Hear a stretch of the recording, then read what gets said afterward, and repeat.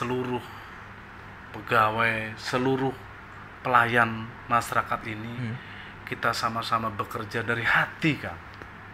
Kalau kita cuma berpikir mendapatkan gaji, ya begini, nggak akan selesai-selesai persoalan ini.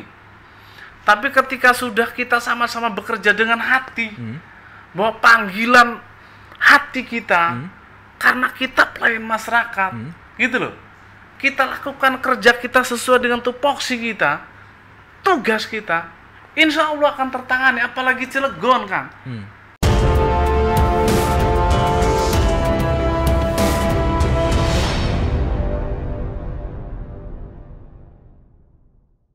Assalamualaikum warahmatullahi wabarakatuh. Kembali lagi dengan saya Nurholis dalam acara Wakil Rakyat Menyapa.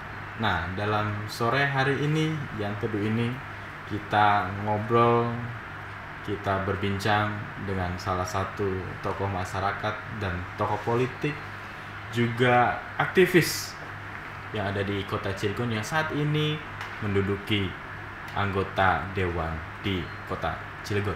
Beliau merupakan wakil rakyat dari Dapil 3 Grogol dan Pulau Merah. Selamat sore Kang Erik. Selamat sore, Kang. Assalamualaikum warahmatullahi wabarakatuh. Waalaikumsalam warahmatullahi wabarakatuh. Nah, Kang Erik nih cukup familiar ya di kalangan aktivis keagamaan di Kota Cilegon. Beliau juga merupakan sekretaris NU ya, PCNU kan? Wakil ketua PCNU dan pembina Ansor. Nah, Kang Erik ini saya bisa nyebutnya apa nih? Manggilnya Kang Erik? Kang Erik aja. Kang Erik biar lebih akrab. Iya. Nah, Kang Erik ini merupakan dari Partai Nasdem, Nasional Demokrat, yang terpilih menjadi anggota dewan di tahun 2014 ke 2019, kemudian terpilih kembali 2019 ke 2024. Nah, tinggal kita lihat nanti di 2024 akankah beliau menjadi anggota dewan di provinsi, kemudian di nasional. Nah, kita tunggu nanti kiprahnya ya. Nah, kita akan berbincang dengan Kang Erik karena beliau merupakan posisinya di ketua di Komisi 4. Komisi 4 saya masih anggota di Komisi 4. Nah, kita akan berbincang bagaimana keseharian Kang Erik sebelum menjadi anggota dewan, aktivitasnya di organisasi dan juga di Komisi 4, bagaimana kinerja anggota dewan di Komisi 4. Nah, Kang Erik sebelum menjadi anggota dewan, dulu aktivitasnya di apa sih, Kang? Iya, sebelum anggota dewan, saya setelah lulus sekolah kekuli di proyek. Sempat jadi buruh juga, Bang? Sempat jadi buruh. Bahkan melalang buana ke beberapa daerah di luar provinsi Banten ya. Saya sempat ke Cilegon, ke Sulawesi, ke Surabaya, ke Kalimantan, ya dunia proyek lah. Setelah itu saya pulang di awal 2003. 2004 saya ada keterpanggilan kondisi dan situasi lingkungan saya. Akhirnya dengan berjalannya waktu tanpa saya sadari, saya kok mengalir jadi aktivis sampai pada tingkat Kota Cilegon. Itu nggak sadar tuh? Nggak sadar saya. Itu karena keterpanggilan saja. Yeah. Saya murni keterpanggilan, waktu itu tidak ada kepentingan apapun, keterpanggilan kondisi dan situasi. Yang menurut saya, waktu itu ada beberapa kejanggalan yang ada di pemerintahan, sehingga wajib kiranya saya sebagai pemuda Kota Cilegon mengkritisi karena rasa peduli. Mengkritisi karena rasa peduli, bukan karena rasa yang lain-lain. Tidak ada kepentingan apapun. Tapi dengan berjalannya waktu, saya di 2009, saya juga ditarik atau didaftarkan menjadi caleg loh, Kang. 2009 saya udah caleg. Oh, 2009 udah nyalek dari partai? Udah nyalek dari partai PDI Perjuangan. Oh, PDI Perjuangan. Ya. Nah, itu prosesnya gimana sampai ini bisa lucu. nyalekin? Jadi waktu itu ya saya masih asik di dunia pergerakan. Saya tiap minggu kerjanya demo, ke pemerintah Kota Cilegon, bagaimana saya menyampaikan aspirasi masyarakat, bagaimana saya menyampaikan ada ketimpangan yang menurut kami adalah itu harus kami kritisi. Nah, akhirnya di 2009 itu saya terdaftar menjadi caleg, awalnya tanpa disengaja gitu kan. Ya sudah, akhirnya saya udah didaftarkan, ini saya ikutin proses itu. Kalaupun awalnya saya belum punya niat untuk nyalek waktu itu ya. Oh iya. Ya, tapi karena nama saya udah dicantumkan, ya sudah saya ikutin aja prosesnya gitu. Sekalian terjerumus. Nah, 2009 saya nyalek itu, Kang, itu ada sesuatu hal yang lucu. Dan itu seru menjadi berita nasional. Apa itu? Karena sejarah dalam pencalegan, bisa-bisanya suara perolehan daripada caleg di internal PD Perjuangan, khususnya Dapil 3 waktu itu bisa draw suaranya, Kang. Kayak main bola jadinya. Draw. Jadi antara saya nomor urut 2 waktu itu. Saya draw suaranya di nomor urut 1. Urut 1. Berapa suaranya waktu itu? 1450 kalau nggak salah. Tinggi. Berarti sama-sama 1450. Sama, iya. Waktu itu saya baru terjun ke dunia politik, saya pun belum mempunyai materi lah gitu ya. Dan dengan teman-teman gerakan saja yang bergerak tanpa ada amunisi lah, itu mendapatkan suara seperti itu. Dan ketika draw waktu itu, akhirnya mungkin KPU Cilegon berkonsultasi kepada KPU Pusat. Turunlah aturan, saya ingat waktu itu, aturan tuh KPU nomor 6 itu menyatakan bahwa ketika terjadinya persamaan pendapatan atau perolehan suara di satu dapil, itu akhirnya dilihat dari penyebaran masing-masing suara ke TPS, kan?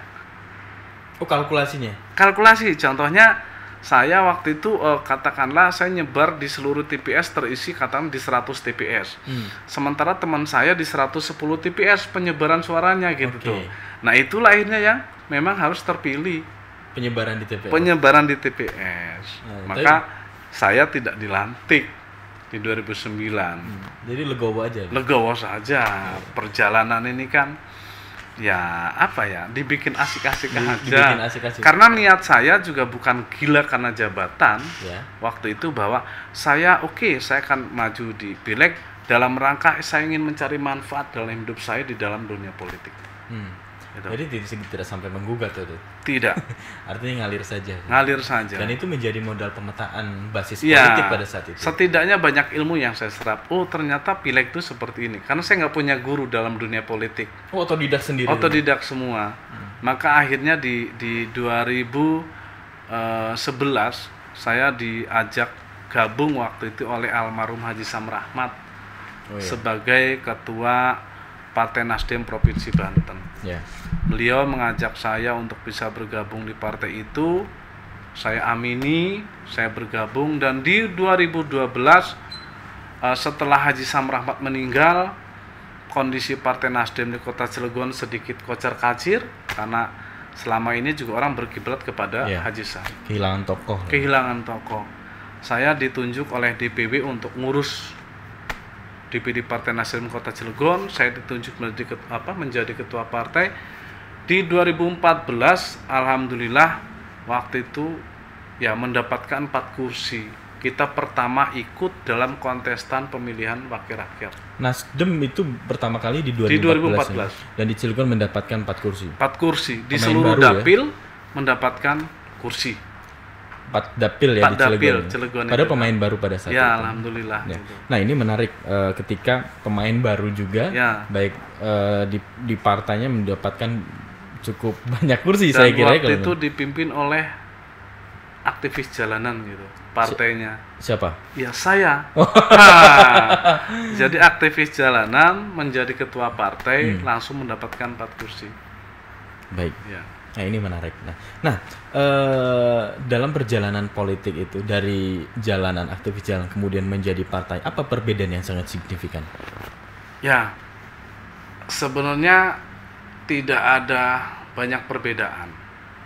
Yang saya jalani, saya tetap menjadi saya, terlepas saya adanya di mana. Saya akan tetap menjadi saya, menyuarakan dengan lantang apa yang menjadi aspirasi masyarakat, Hanya bedanya kalau dulu saya teriak-teriak di jalan, saya sekarang teriak-teriak di kursi DPRD. Lebih mudah mana teriak di jalan sama teriak di dalam? Lebih mudah di dalam. Karena kebetulan saya juga kan posisi di badan anggaran kan. Di badan anggaran saya sering meneriakkan kebutuhan anggaran yang namanya untuk kebutuhan pembangunan masyarakat Kota Cilegon. Dan itu alhamdulillah sudah beberapa ya yang disetujui apa yang sudah saya usulkan. Salah satunya adalah pipanisasi yang tadi saya sampaikan untuk ke wilayah Cipala tentang kebutuhan air. Nah, ini itu teranggarkan di 2016.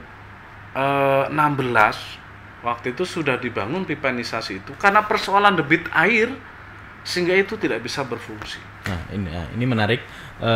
Jadi ada permasalahan yang cukup besar di dapilnya Kang Erik ini, terutama soal pasokan air, karena di sana ada daerah pegunungan. Nah, nanti kita akan lebih bahas dalam ke sana.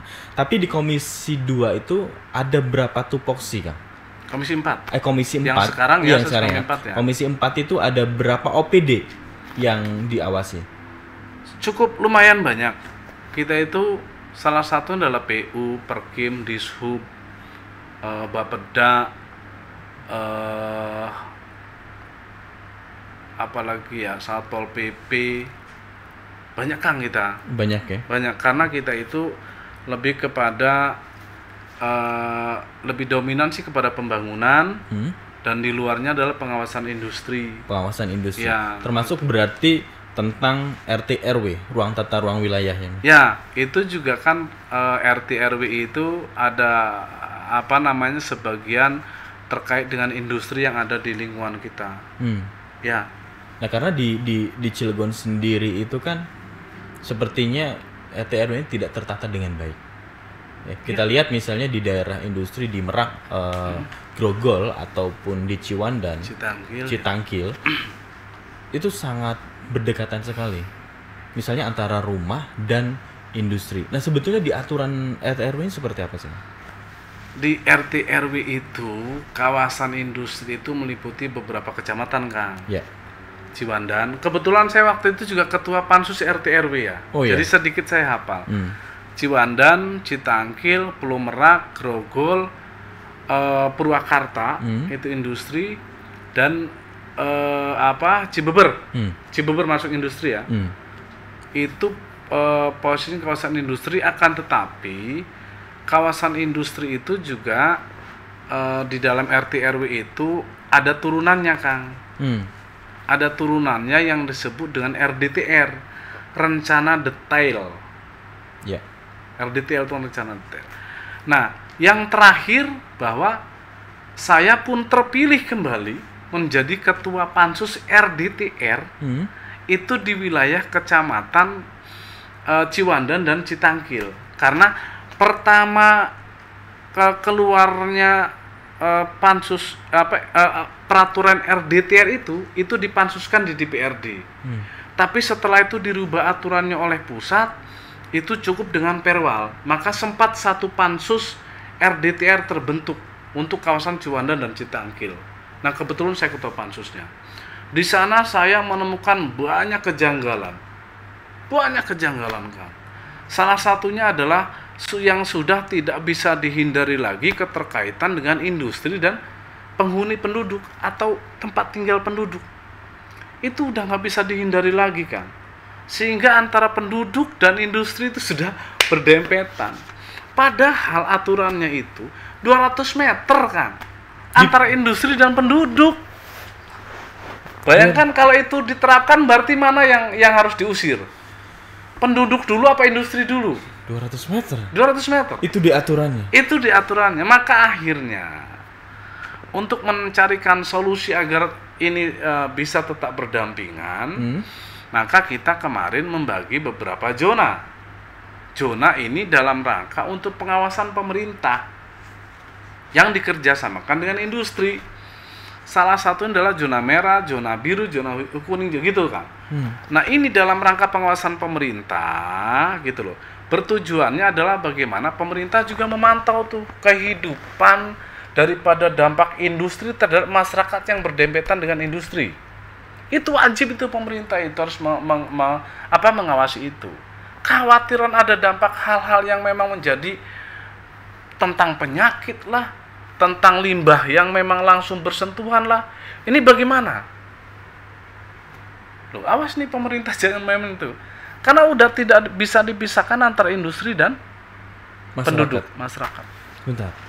Ini aturannya 200 meter, tapi pada kenyataan ada yang 1 meter dan ada setengah meter. Berdempetan. Jadi solusinya gimana kalau misalnya sudah terjadi seperti itu? Maka itu sekarang kita bagi zona tadi kan. Zona merah, zona kuning, zona hijau, zona biru. Itu tujuannya dalam rangka pengawasan tadi karena sudah tidak bisa dipisahkan. Oke, zona merah, zona hijau, zona kuning dan biru. Ya. Kalau misalnya zona biru, apa keterangannya? Artinya yang terparah itu adalah merah dan kuning. Merah ini yang dan betul-betul harus pengawasan. Berarti ini betul-betul berdekatan dengan industri. Berarti yang zona merah, Ciwandan termasuknya zona? Ada beberapa lingkungan yang memang industrinya itu sudah masuk pada perkampungan. Berarti maksudnya zona merah? Zona merah. Nah, itu harus betul-betul dipantau oleh pemerintah. Kalau sudah masuk zona merah, apa yang akan dilakukan? Hanya saat ini sih bisa melakukan pemantauan saja. Efek daripada industri itu terhadap lingkungan. Kalau berefek negatif? Nah, artinya berarti ada langkah yang harus dilakukan oleh pemerintah. Contohnya? Mana yang diangkat? Mana yang diselamatkan? Selama ini yang dilakukan kan ibarat antara telur dan ayam. Mana dulu? Ayam dulu apa telur dulu? Kan gitu akhirnya. Nah, sekarang apakah penduduk yang tergeser termakan industri atau industri yang dihentikan? Ini juga butuh pembahasan yang luar biasa artinya kan. Sama-sama kepentingan yang harus dibahas. Ini bukan hanya pada tingkat mungkin kota Cilegon, karena menyangkut daripada kepentingan provinsi dan sampai pusat sana. Karena ingat bahwa sekarang dominan pengawasan industri itu ada di provinsi, bukan lagi di kota atau kabupaten. Kota hanya kebagian pemberitahuannya saja. Kotanya kebagian polusinya saja. Zona merah. Nah, kira-kira mana yang akan diusir? Nah, sekarang gini.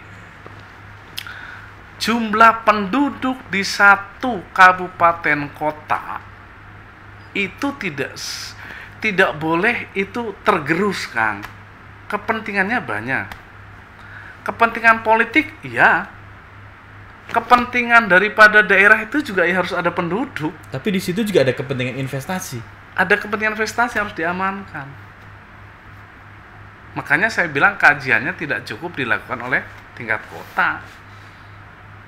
Kalau udah harus mana yang harus diangkat? Apakah bedol kampung, apa bedol industri?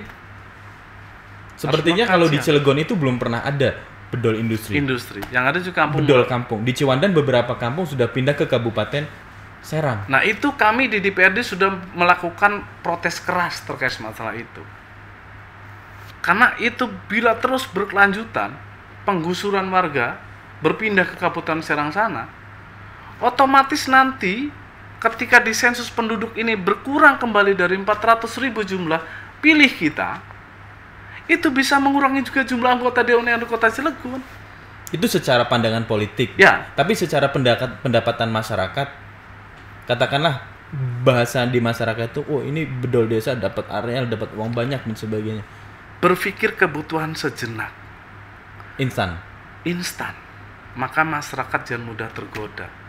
Ketika berpikir bagaimana kepentingan yang panjang. Terkadang gini kan, orang Ciwandan, ketika dia tinggal di Ciwandan, ada industri di Ciwandan, secara otomatis ada kemudahan untuk bisa bekerja contohnya. Tapi ketika dia sudah tinggal di Serang sana, sudah beda wilayah. Tidak ada kesempatan untuk tidak jauh kesempatan, bukan tidak ada. Artinya sudah terpisah jarak. Dan bagaimana satu industri itu juga didorong ketika ada satu industri di situ mengutamakan adalah putra daerah. Bagaimana yang disebut dengan ring 1, ring 2. Kan gitu. Kepentingannya banyak kan. Gitu. Tapi kalau misalnya tidak pindah pun, itu kan sudah ada polusi. Untuk hidup tidak layak. Untuk hidup tidak sehat. Ya. Lagi-lagi kita butuh peranan masyarakat. dalam bagaimana peranan daripada pemerintah untuk bagaimana masyarakat bisa tetap terjaga kesehatannya. Ini kan sebuah dilema sebetulnya. Dilema. Nah, bagaimana salah satu tugas kami pun di Komisi 4 dan tugas di DPR di Komisi 2 terkait dengan pengawasan industri juga sangat dibutuhkan. Maka sesekali memang kami juga ketika ada informasi dari masyarakat, kita langsung sidak ke industri, ngecek sebenarnya apa yang terjadi. Karena sudah beberapa kali kejadian ada yang disebut dengan error segala macam lah, industri itu tiba-tiba mengeluarkan polusi yang tanpa diduga, jebret gitu kan. Mungkin ada sudah beberapa industri seperti itu. Langsung kami juga tidak tinggal diam. Kami langsung turun sidak di satu industri itu, sebenarnya ada apa, masalahnya apa, kenapa, dan sebagainya. Yeah. Tapi kalau misalnya izin itu ada di kementerian atau di pusat dan provinsi, lantas kota bisa apa kan? Ya, pengawasan penuhnya kan di sana. Gitu ya. Ya kami sebenarnya bisa saja melakukan rekomendasi, katakanlah rekomendasi itu perbaikan apa, mungkin ditutup sementara dan lain sebagainya, itu bisa kami mengeluarkan itu. Gitu. Dan juga kami juga bisa menuntut kepada industri yang memang kalau memang disebabkan industri itu lalai. Salah satu contoh kemarin kejadian di Cikuasa, terakhir tuh di Cikuasa kan, industri itu mengeluarkan limbahnya yang sampai terjadinya ada masyarakat yang pingsan karena keracunan gas waktu itu. Nah, lagi-lagi yang bisa melakukan itu kan adalah kita hanya sebatas memediasi, mendorong agar ada kompensasi kepada masyarakat yang terdampak. Kan gitu. Pengawasannya itu pada di provinsi. Gitu. Berarti hanya bersifat rekomendasi. Rekomendasi. Oke, baik. Iya. Nah, ini menarik. Karena memang cukup banyak juga kasus-kasus banyak di Cilegon. Di Cilegon ya. Karena Cilegon ini industrinya juga cukup banyak dan itu industri padat industri modal. Berat. Industri berat. Nah, ini selain tadi soal Ciwandan yang zona merah, kemudian Komisi 4 yang mengawasi industri, ada juga lain di Komisi 4 merupakan komisi yang bertugas mengawasi perencanaan. Ada beberapa OPD terutama Bapeda ya. Kemudian perencanaan di tingkat bawah atau di kelurahan. Nah, sementara ini pandangan Kang Erik sendiri bagaimana perencanaan di Kota Cilegon mulai dari akar sampai tingkatan Bapeda, kemudian implementasinya sampai tidak terjadi silpa. Karena Cilegon sendiri silpanya cukup tinggi ya, sampai 250 miliar. Jadi kadang sampai kita itu mungkin sudah rewel ya. Kalau dibilang rewel, udah rewel. Kadang kita ngundang Bapeda, ngundang PU, ngundang Perkim, kita ajak koordinasi nih, bagaimana sih perencanaannya, bagaimana sih pembangunan itu biar menyebar. Jangan kita ini masih kadang dihadapkan oleh keluhan masyarakat yang jalan raya di lingkungan saja masih banyak yang jelek, yang tidak layak dilewati. Sementara orang semua tahu Cilegon ini kaya bung gitu tuh. Kenapa sih jalan ini masih hancur-hancuran gitu tuh? Maka kita biasanya mendorong daripada yang menjadi aspirasi masyarakat itu menjadi prioritas. Jadi prioritas gitu. Makanya ya itu tadi, anggaran yang akan disiapkan itu terkadang kita juga menanyakan kepada mereka. Dan biasanya ini kan juga di dalam tahapan penganggaran itu ada yang namanya RKA kan. Di RKA itu nanti kita ketemukan mana yang menjadi aspirasi masyarakat itu yang belum masuk, mana yang sudah masuk gitu loh. Nanti kita dorong dimasukin ke sana, kebutuhan masyarakat itu. Nah terakhir gitu, itu diserahkan kepada badan anggaran. Disitulah perang terakhir kita mendorong daripada pemerataan pembangunan di Kota Cilegon dalam rangka mendorong anggaran ini supaya maksimal.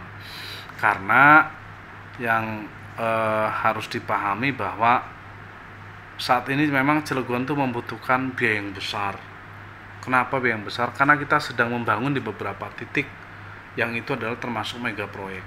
Salah satunya adalah Jalan Lingkar Utara yang saat ini masih mangkrak. Kenapa bisa mangkrak? Kalau yang selama ini saya ikuti perkembangannya dari penganggaran sampai pelaksanaan, selalu beralasan bahwa masih terbenturnya terkait dengan pembebasan tanah. Oke. Pembebasan tanah yang belum selesai sampai hari ini. Padahal kalau boleh dikatakan kita mempunyai anggaran yang cukup untuk itu. Maka kita pun sebenarnya di setiap rapat itu rewel, Kang. Kenapa itu aja belum selesai? Kenapa itu belum selesai gitu. Tapi apakah itu menjadi prioritas pemerintah sekarang? Ini kan sebuah program yang harus dijalankan karena posisinya itu sudah masuk dalam RPJMD. Yang harus diselesaikan, Kang. Sebetulnya JLU tuh goal besarnya apa sih? Jadi rencana pemerintah Kota Cilegon dari yang lalu gitu. Terencana daripada Jalan Lingkar Utara ini kita akan dorong sebuah akses baru dalam rangka satu, mengurangi kemacetan di tingkat kota, jalan tingkat kota. Satu itu.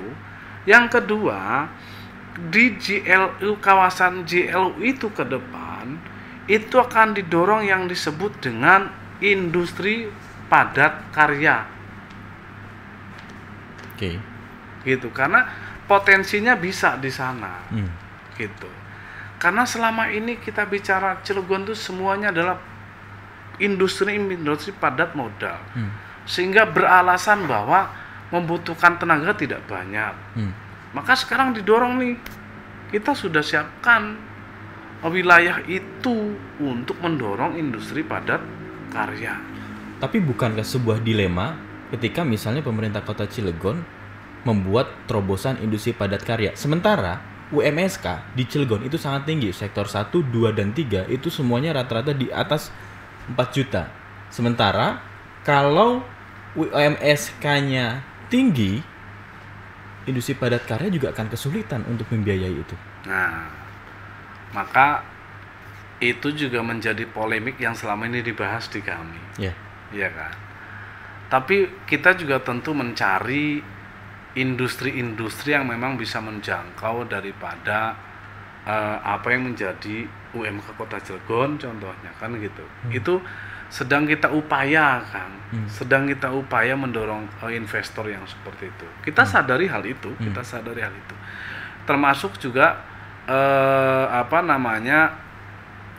ada industri-industri kecil yang sifatnya itu home industry. Sejenis itulah industrinya gitu tuh. Sedang mendorong upaya itu karena bicara pengentasan pengangguran ini sepertinya jauh untuk kita mengentaskan pengangguran tanpa adanya terobosan yang sifatnya di sana bisa merekrut daripada tenaga yang memang masih produktif, termasuk dalam hal ini bukan hanya sebagai pekerja tapi sebagai daripada UMKM dan sebagainya. Sebagai pemilik UMKM. Nah, potensinya kan ini Cilegon ini luar biasa kan. Potensinya UMKM Cilegon itu bukan hanya mungkin seperti daerah lain. Kalau daerah lain mungkin katakanlah bikin emping. Kalau di Cilegon ngapain bikin emping? Karena bahan bakunya tidak ada. Cilegon itu bagaimana bisa mensinergikan antara industri dengan masyarakat, dalam hal ini difasilitasi oleh pemerintah. Berarti dari hulu ke hilirnya harus di Cilegon. Oke, baik. Contoh, satu industri itu pasti mempunyai banyak kebutuhan spare part kan.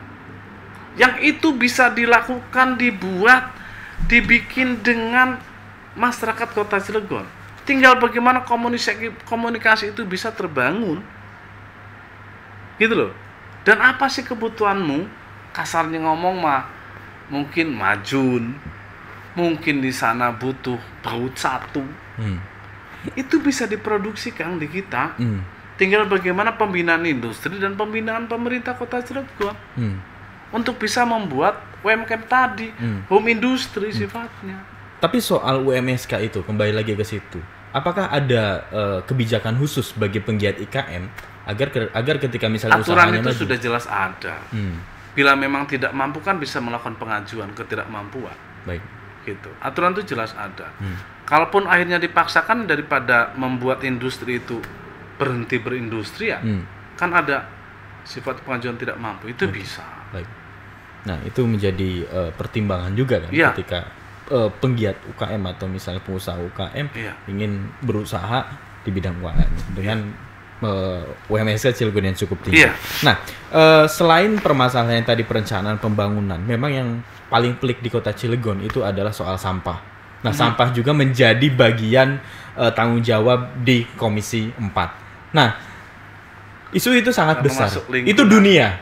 Bahkan bukan hanya Indonesia, tapi Indonesia menjadi salah satu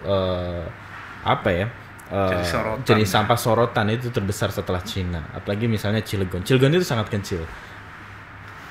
Cilegon yang kecil tidak bisa menyelesaikan soal sampah. Nah, itu bagaimana? Memang miris persoalan sampah ini. Karena lagi-lagi bahwa kalau dikatakan tidak mampu kita itu salah. Kami di DPRD itu sudah mendorong yang namanya perda tentang sampah. Kita sudah ada perdanya, Kang. Itu di tahun 2017. Kita sudah menyelesaikan perda tentang sampah. Bila memang pemerintah ini serius menangani itu, sudah ada payung hukum yang sudah kita buatkan.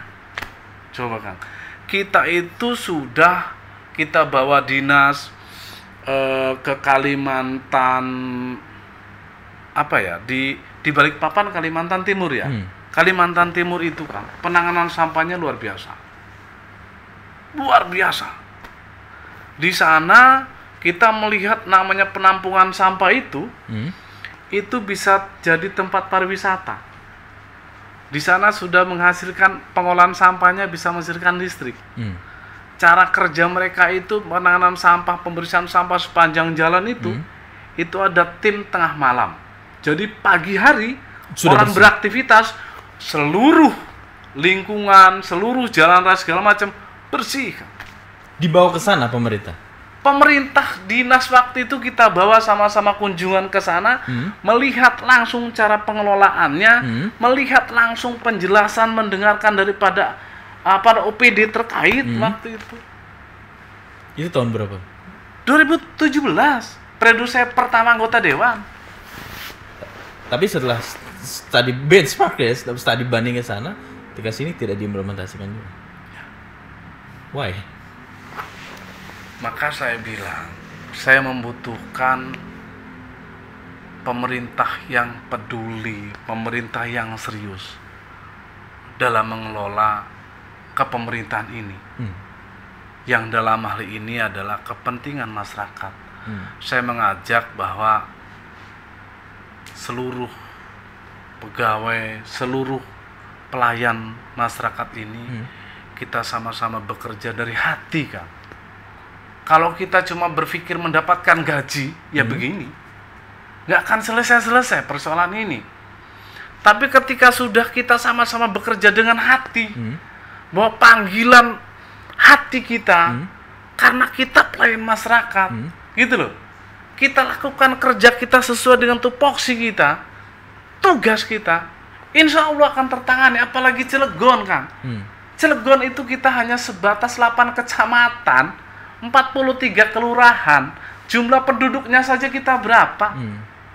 400.000. Dengan APBD kita hampir 2 triliun, Kang. 2 triliun. Apa yang tidak bisa kita lakukan kalau kita serius? Dengan duit sebesar itu. Jangan sampai ada silpas sampai 250 miliar. Maka saya bilang dalam hal ini serius dong. Wali kota nih serius nih, mengawasi daripada bawahannya untuk bisa bekerja dengan baik. Bagendung sudah kita punya. Silakan kemarin juga mengajukan anggaran untuk membeli alat penghancur sampah segala macam. Silakan, kita support itu. tinggal pengelolaannya saja. Kalau daerah lain bisa menjadikan tempat wisata jadi tempat pembuangan sampah jadi wisata, Kang. Hebat kan berarti. Bagendung dengan kondisi sekarang dikabarkan dalam jangka 2-3 tahun itu tidak bisa memenuhi sampah. Tidak bisa memenuhi sampah dari Cilegon. Lantas bagaimana solusinya bila terjadi seperti itu? Ini kita sudah berusaha bekerja sama dengan beberapa industri pengelolaan sampah plastik dan sebagainya. Salah satunya adalah Chandra Asri. Sebenarnya makanya kalau bicara Cilegon terkait dengan sampah terlalu kecil, Kang, persoalan itu. Kalau menurut saya terlalu kecil bila memang ini ditangani dengan serius. Wong saya katakan tadi kok apa yang kita tidak bisa, pokoknya Cilegon mah. Wong sekabehna jen Cilegon mah. Anggarannya besar. Anggarannya besar. Kita punya industri, Kang, sepanjang ini punya industri. Artinya pengelolaan sampah itu juga bisa dikerjasamakan dengan industri. Apa yang nggak bisa? Maka saya mengajak tadi kalau udah begini tuh saya greget, Kang.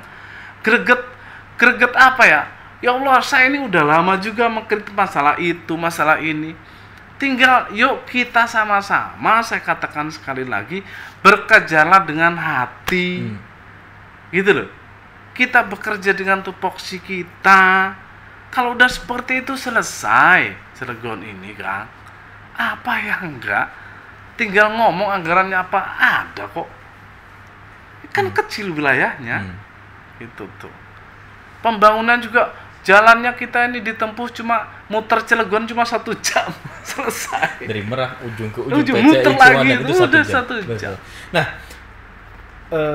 penanganan sampah sendiri memang selalu diselesaikan di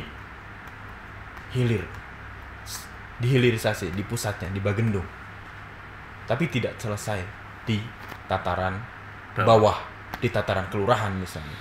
Saya kemarin sempat benchmark ke Yogyakarta bagaimana penanganan sampah itu bisa dikelola di tingkatan kelurahan sehingga ketika dikirim ke TPA itu tidak terlalu banyak. Bahkan di situ ada proses pemberdayaan masyarakat ketika sampah-sampah itu dikelola dengan baik dan ada proses ekonomi. Nah, bagaimana itu?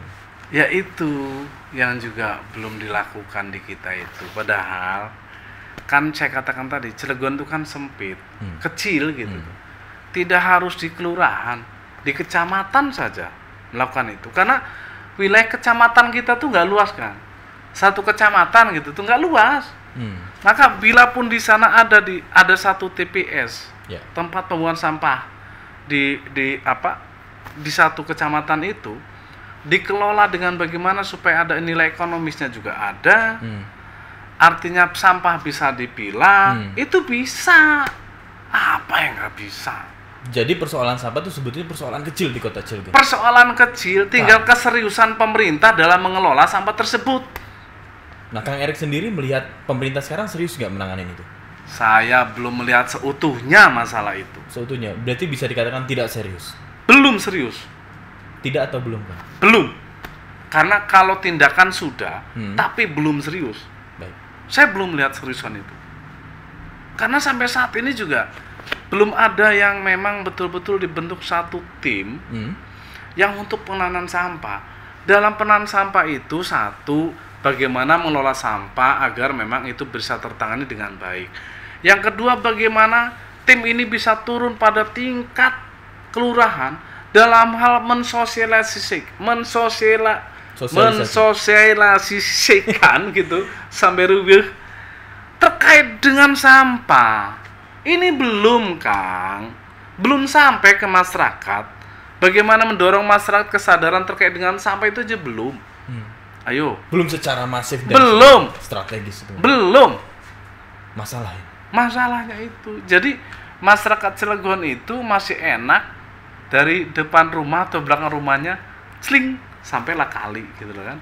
Kira-kira kan gitu. Itu masih tradisi itu masih gitu tuh. Nah, harapan ke depan soal sampah bagaimana? Saya ingin pemerintah membentuk tim yang serius untuk bagaimana menangani sampah. Dalam hal ini, bagaimana mampu menggandeng masyarakat, mampu menyadarkan masyarakat dengan cara-cara yang baik yang bisa diterima oleh masyarakat agar memang sampah bisa tertangani dengan baik. Oke, menarik. Itu akan diimplementasikan. Insya Allah. Harus, Pak. Harus. Ini sebuah permasalahan. Iya. Nah, sahabat BCO, ini juga yang menarik, dapilnya Pak Erik ini merupakan dapil yang kesulitan air. Bahkan itu sudah terjadi lama dan sampai saat ini itu belum bisa tersentuh penyelesaiannya. Nah, itu bagaimana bisa seperti itu? Iya, Kang. Saya jujur, saya merasa berdosa. Saya merasa bersalah terkait bicara masalah air. Karena janji kampanye saya di 2014, saya akan berjuang bagaimana terkait dengan air itu bisa mengalir kepada saudara-saudara saya yang tinggal di area perbukitan. Wilayah saya itu ada beberapa titik yang memang tinggalnya di perbukitan, Kang. Yeah. Dari Kecamatan Grogol itu, dari Gerem Batu Lawang ke atas, itu di situ wilayah Grogol. Wilayah Kelurahan Mekarsari itu meliputi Tembulun, Ciporong, dan Sumupring. Itu sampai saat ini juga belum terbantu masalah air. Wilayah Kelurahan Lebak Gede, Cipala, Gunung Penawen, Watu Payung, itu. Wilayah Suralaya itu ada 3 titik sama juga yang perbukitan. Cisuru, Buah Dodol, lingkungan kopi. Ini yang masih terkadang membuat saya kalau udah ingat itu susah untuk tidur, Kang. Karena sampai saat ini belum ada air yang bisa mengalir ke atas sana untuk mereka bisa nikmati. Sampai hari ini. Sampai hari ini. Apalagi musim kering. Apalagi musim kering, Kang. Saya mendorong persoalan itu bukan hanya sudah jadi dewan. Sebelum jadi dewan saya udah teriak-teriak masalah itu. Lantas dan solusi, sampai saat ini belum terjawab. Solusi sekarang yang sedang dilakukan? Nah, untuk area Grogol sudah terbantu, ada aliran yang dari wilayah Kabupaten Serang, Kang. Itu kita dibantu untuk itu. Khususnya di Batu Lawang di gunung. Itu pun belum maksimal, namanya kita dibantu dari tetangga sebelah. Justru yang ngebantu dari Kabupaten Serang dia punya air. Ngebantu ke Cilegon. Ngebantu ke wilayah Cilegon. Batu Lawang itu kan masuk Cilegon sudah. Jadi kabupaten ngebantu kota. Iya. Terus yang wilayah Mekarsari sampai saat ini belum ada solusi seperti apa nanti masalah air. Kita belum menemukan sumbernya dari mana. Karena yang kita butuhkan adalah sumbernya dulu nih. Harapan ke depannya paling terakhir mentok di persoalan perairan daripada Sindang Heula yang sudah diresmikan oleh Pak Presiden Jokowi. Itu bila perairan itu sudah sampai kota Cilegon, saya yakini bahwa pemerintah kota Cilegon itu mampu untuk menganggarkan pipanisasi pada sampai masyarakat perbukitan itu yang ada di Kelurahan Mekarsari, salah satunya adalah Tembulun, Ciporong, Sumupring, dan sebagian juga Gunung Batur. Kalau Gunung Batur saat ini sebagian teraliri air, itu pun ketika kemarau mengering juga. Itu yang di Mekarsari. Yang di Lebak Gede saat ini sudah ada sedikit pertolongan, kalaupun belum sampai nih. Ini belum sampai pada masyarakat. Tapi kita sudah diberikan izin menggandeng PT KTI, PT Indonesia Power fasilitasi oleh pemerintah dan kita di dewan. Disepakati ada tapping, Kang. Namanya ngambil dari pipa yang punya KTI yang mengaliri ke Indonesia Power. Itu kita bisa tapping dan itu pun kan jumlah airnya dibatasin. Nah, saat ini sedang kita upayakan untuk menambah daripada volume air yang kan bisa dialiri ke masyarakat. Yang pertama kita akan aliri adalah di wilayah Cipala, lingkungan Cipala, Lebak Gede, Kelurahan Lebak Gede ya. Di sana kebetulan ada yang tadi saya katakan ada pipanisasi yang sudah sampai Cipala. Nah ini kan sebagian mesinnya rusak karena awalnya debit air yang tidak ada dipaksakan mesin selalu hidup sehingga rusak. Nah ini akan kita fungsikan kembali Kang. Cuma memang lagi-lagi airnya sih belum maksimal. Tapi sementara semoga ini bisa mengalir dulu, dan sambil memohon kepada KTI agar penambahan volume air yang akan diberikan kepada kita dengan harga rakyat, jangan harga industri dong. Harus dibedakan. Karena kebutuhan rakyat. Nah mudah-mudahan KTI juga karena keberadaan Kota Cilegon yang memberikan itu dan memberikan subsidi, Indonesia Power juga memberikan subsidi, pemerintah memberikan subsidi, sehingga masyarakat harganya ya yang kejangkau oleh masyarakat gitu. Jadi in-collaboration-nya terjadi, Bang. Betul sekali. Tapi untuk keseluruhan tuh berapa kubik kebutuhannya? Sangat banyak Kang, karena kalau harus dipenuhi dari Cipala, Gunung Penawen, Watu Payung, contoh langsung dibalikin ke wilayah Suralaya itu Buah Dodol, Kopi itu, Cisuru, itu bisa mencapai di 300 sampai 400 meter kubik Kang per hari. Dalam satu hari? Dalam satu hari. Sementara rencana yang akan disupport sekarang ini kita diberikan oleh Indonesia Power hanya 20 kubik, dan rencana KTI memberikan tambahan itu di 80 kubik, itu nanti yang melalui PDAM Kota Cilegon. Berarti kekurangan sekitar 300 masih kubik. Banyak kekurangan itu. Makanya saya sedang berupaya untuk terus saya memohon, minta tolong, mendorong pemerintah untuk tetap berkomunikasi kepada instansi terkait dengan kebutuhan air tersebut. Sambil menunggu aliran air yang tadi lagi-lagi adalah dari Sindang Heula. Kalau dari Sindang Heula itu sudah sampai ke Kota Cilegon, insya Allah mudah-mudahan sudah terjawab. Itu di tahun berapa rencananya? Belum pasti kapan air itu akan mengalir ke Kota Cilegon. Kota Cilegon masih. Tunggu nanti saya jadi anggota DPRD Provinsi Banten saja. Ya, kan butuh perjuangan ya. Iya betul. Ya, baik sahabat Beco, karena waktunya sangat singkat, sebetulnya ini panjang sekali pembahasan dengan Kang Erik ini. Jadi ngalir jadi asik. Jadi banyak sekali yang pengen diulik. Sepertinya tidak selesai dalam satu hari. Nah, karena ini judulnya Wakil Rakyat Menyapa, nah Kang Erik bisa menyapa wakil rakyat melalui video yang kami rekam. Oke. Dengan cara menyampaikan bagaimana caranya untuk bisa bertemu dengan Erik dan apakah harapan Kang Erik sebagai wakil rakyat di Cilegon. Oke, baik, terima kasih. Saudara-saudaraku sekalian, mohon doanya selalu, khususnya Dapil 3. Satu hal yang sampai saat ini jujur saya masih merasa belum puas menjadi anggota DPRD sebelum air itu bisa mengalir ke area perbukitan yang ada di Dapil 3, khususnya Kecamatan Pulau Merak dan Grogol. Karena yang mana kita ketahui bahwa di Dapil 3 lah wilayah perbukitan yang belum terjangkau dengan kebutuhan air. Ketika kita mempunyai wali kota yang sama, anggota DPRD yang sama, tapi kita tidak mendapatkan pelayanan yang sama, kira-kira gitu. Maka harapan besar saya, mudah-mudahan di akhir periode saya yang kedua ini, semua itu sudah bisa terjawab, Kang. Agar memang rasa bersalah yang ada pada diri saya itu bisa hilang, dan saya tetap akan eksis, akan selalu ada pada garda terdepan ketika itu menjadi kebutuhan masyarakat. Terima kasih. Ya, terima kasih Kang Erik. Demikian sahabat BCO podcast sore kali ini dengan Kang Erik Rebien, salah satu anggota Dewan dari Partai Nasdem, merupakan perwakilan dari Dapil Grogol dan Pulau Merak.